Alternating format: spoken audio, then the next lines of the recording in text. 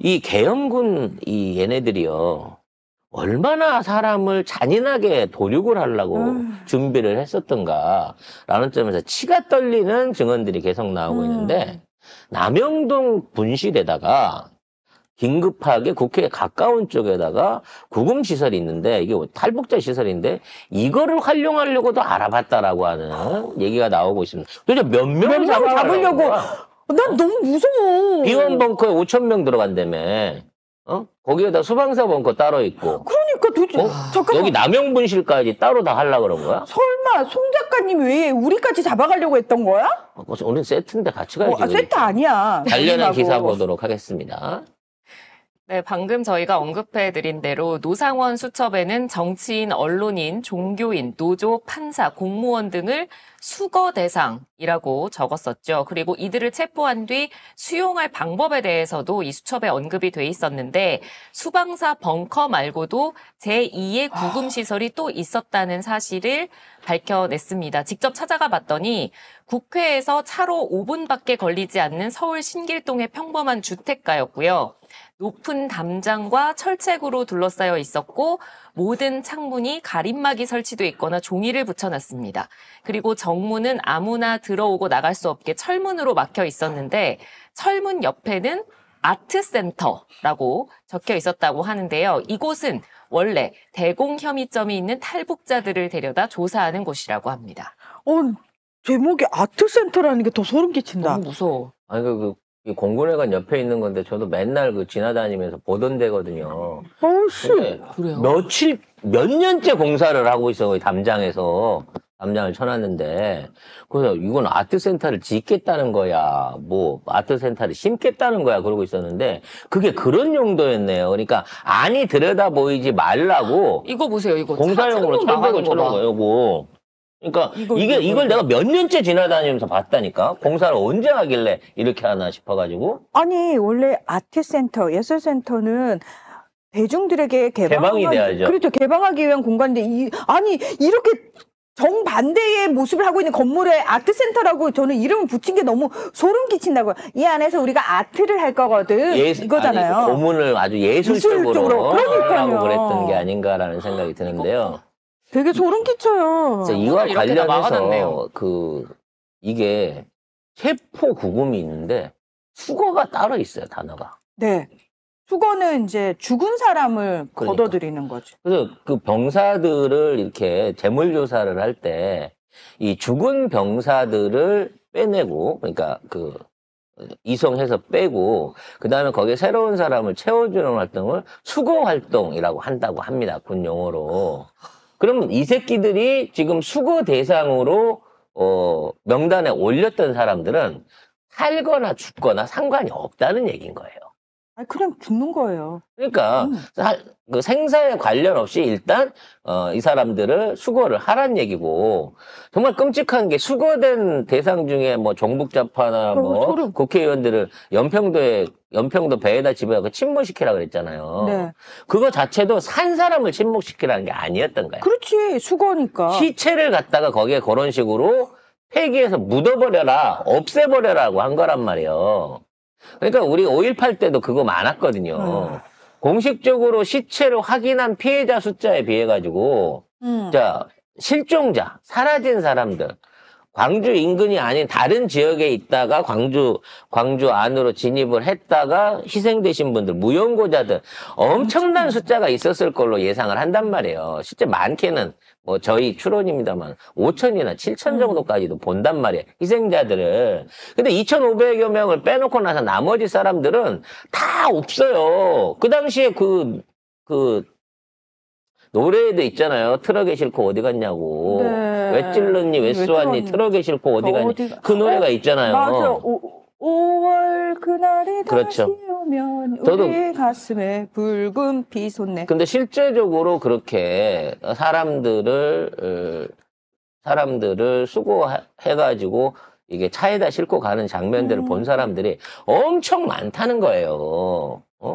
이런 짓거리들을 이 2024년도에 하려고 했던 거야, 이 새끼는. 그러니까 얘는 애초부터 이 생각하는 게 전쟁광이에요. 우리 버거보살은. 전쟁 알기를 그냥 단순한 게임 정도로밖에 안 하는 거야, 이 새끼는.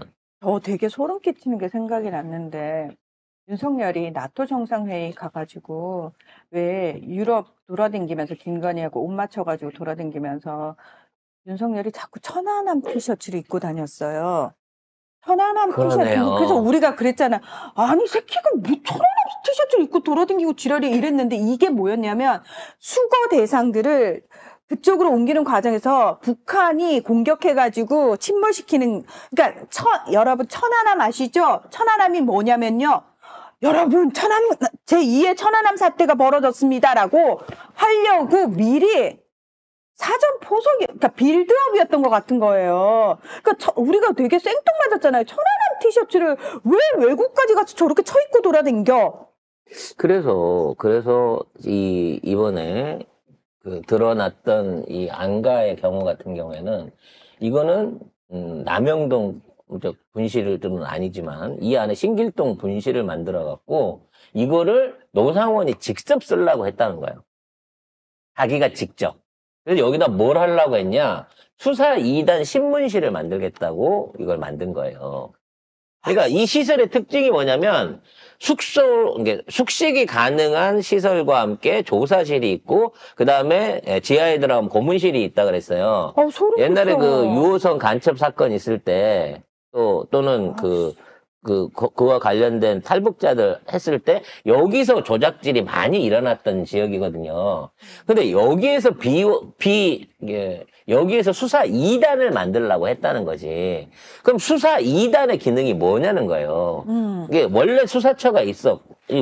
이 계엄을 하게 되면 계엄에서 방첩사에서 또는 방첩사에서 직접적으로 검찰 역할을 합니다. 그래서 수사단을 꾸려가지고 뭐 정치인이 됐든 누가 됐든 계엄법 위반자를 처벌하는데 별도로 수사 2단이라고 하는 수사 조직을 정보사가 만들어서 운영하려고 했다는 거죠. 그것도 굉장히 은밀하면서도 뭔가 오랫동안 사람을 구금할 수 있는 시설에다가 그래서 이 수사 2단의 역할을 우리는 마타도어 HID 요원을 비롯한 그 요원들을 수용을 해가지고 면죄부를 주기 위한 장소가 아니었겠냐라고 예측한다는 거예요. 즉 정상적이면 나라에 테러를 한 저기잖아. 테러범이잖아. 그리고 중국 사람으로 오해를 받아야 될 놈들 아니야. 그렇죠. 중국인이거나 뭐 러시아인이거나 또는 아니면 국회에서 북한. 직접 이렇게 파견돼서 내려온 애들이란 말이야. 그러니까 이런 애들을 따로 모아가지고 신문을 할 구석이 필요한데 사실은 신문이 아니라 얘네들을 빼돌려줘야 되는 거야. 얘네들 우리 편이니까. 내부 요원이니까. 그래서 기존에 있는 수사기관이나 다른 사람들하고 섞일 수 있는 기억이 아닌 별도로 정보사에서만 쓸 수 있는 취조 공간이 필요했기 때문에 여기를 땡기려고 했었던 거 아니냐라고 추측이 되는 거죠. 정말. 이 이외에도요. 군수감시설까지, 군형무소까지 이용하려고 그랬대요. 아까도 얘기했지만 도대체 몇 명을 잡아 넣으려고 그런 거야? 이번 계엄을 통해가지고. 수만 명 잡아 넣으려고 그랬나? 이러다가 길거리 가다가 눈 마주치면 너 이 새끼 왜 째려봐 이러고 잡아갈 태세야. 옛날에 삼천교육대 보일 때 그거랑 똑같은 응. 거잖아. 자, 관련된 군시설 수감 이용 관련된 제보 확인해 보도록 하겠습니다. 네, 비상계엄 당시 방첩사령부가 수방사 지하 벙커에 더해서 수도권 군부대의 수용시설도 확보하려고 한 정황이 나왔습니다. 이 국회에 출석한 방첩사 수사단장은 계엄 당일에 여인영 사령관이 정치인 체포와 구금시설 준비를 지시했다고 증언했고 구금시설로는 수방사 지하 벙커를 특정했었는데요. 이건 정치인. 네, 그런데 여기 5천 명 들어간다 그랬어요. 방첩사가 이 비원 벙커뿐만 아니라 군부대 내 수용시설도 확보하려 한 정황이 확인이 됐습니다. 하지만 이 방첩사의 시도는 법령에 막혀 불발된 것으로 알려졌습니다. 왜냐면 군교도소나 영창에는 군인들만 들어가야 되거든요. 근데 민간인을 거기다 잡아다 집어넣으려고 한 거야. 그러니까 아마 순서가 그렇겠죠. 정치인들, 유력 정치인들, 시민단체, 단체장들, 그 다음에 우리 같은 이른바 진보 유튜버들, 언론인들, 그리고 시위 현장에서 잡혀 들어온 사람들, 이런 사람들을 종류별로 분류를 해가지고 별도로 수용을 하고 이 사람들을 위해서 야구 방망이를 비롯한 다소의 장비들을 미리 다 준비를 하고 있었다는 거 아닙니까? 2020년대 어떻게 이런 생각을 할 수 있는지 몰라. 아니, 자칫하면 대한민국 관타모 수용소가 한 수십 개 생길 뻔한 거예요, 순간적으로. 이게, 너무 소름 끼치는데? 이게 내용이 밝혀지면 밝혀질수록 저들이 허술했던 게 아니고 우리 시민들과 우리 민주당이 능력이 있었고, 유능했고, 발빨랐고, 우리가 잘했다라는 생각이 정말 드는 게, 아니, 정말 상상할 수 없는, 그러니까, 21세기 민주주의 국가에서는 이런 거 누가 상상해요. 사실 상상할 수 없는 거잖아요. 2차 대전 때, 또는 유대인 홀로코스트 당시에나 우리가 역사적으로 봤던 거고, 끔찍해. 이랬던 거를 지금 실제로 대한민국에서 하려고 했던 거잖아요. 도대체 대가리 속에 뭐가 들어있는 거야? 그리고 이런 짓거리를 벌린다고 하면 대한민국 알고 있는 서방 국가나 민주주의 체제 안에서는 완전히 말도 안 되는 독재 국가로 찍혀갖고 전 세계의 비난을 받고 고립될 거예요. 와. 그럼에도 불구하고 이거를 하려고 했던 거는 얘들은 그것까지도 상정을 하고 했을 거라는 거지. 그럼 뭐냐? 3차 대전밖에 없는 거예요.